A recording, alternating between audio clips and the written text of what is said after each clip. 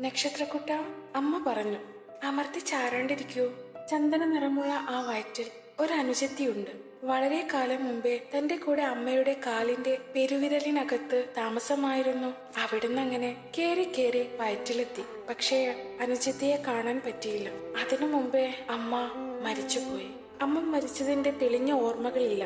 ഉച്ചനേരത്ത് തോട്ടം തൊഴിലാളികൾ തിണ്ണയിലും മുറ്റത്തും തിരക്കി നിന്നിരുന്നു. അച്ഛന്റെ ചങ്ങാതിമാരിൽ പലരും അകത്തെ മുറികളിൽ അങ്ങുമിങ്ങും നടന്നു. അമ്മയുടെ കട്ടിലരികിലെ മേശപ്പുറത്ത് പളുങ്കു കുപ്പിയിൽ അത്തറും നിറച്ചു വെച്ചിരുന്നു. കണ്ണുകൾ ചിമ്മി അമ്മ കട്ടിലിൽ വിശ്രമിച്ചു. പുറത്ത് കൽപ്പക വൃക്ഷത്തിന്റെ തുണ്ടുകൾ ഉതിർന്നു വീണുകൊണ്ടിരുന്നു. അമ്മയെ ചുമന്നു കൊണ്ടുപോകുമ്പോൾ ആരോ തന്നെ പിടിച്ചു മാറ്റി. എങ്ങോട്ടു പോവുകയാണെന്ന് തനിക്കറിയാമായിരുന്നു. കാപ്പിത്തോട്ടവും കുന്നും കടന്ന് അപ്പുറത്തേക്കാണ്. അങ്ങോട്ട് നോക്കിയാണ് എന്നും താൻ തിണ്ണയിൽ ഇരിക്കാറ്. അവിടെ ആകാശത്തിന്റെ അതിരുകളിൽ പുൽക്കൊടികളെ പോലെ പൈൻ മരങ്ങൾ വളർന്നു നിന്നു. അവ ഉച്ചച്ചൂടിൽ അലിഞ്ഞൊഴുകാൻ തുടങ്ങുമ്പോൾ കിരീടം ചൂടിയ ജലസർപ്പങ്ങൾ ചിറകടിച്ചു പൊങ്ങി വന്ന് തന്നെ മാടി വിളിച്ചു.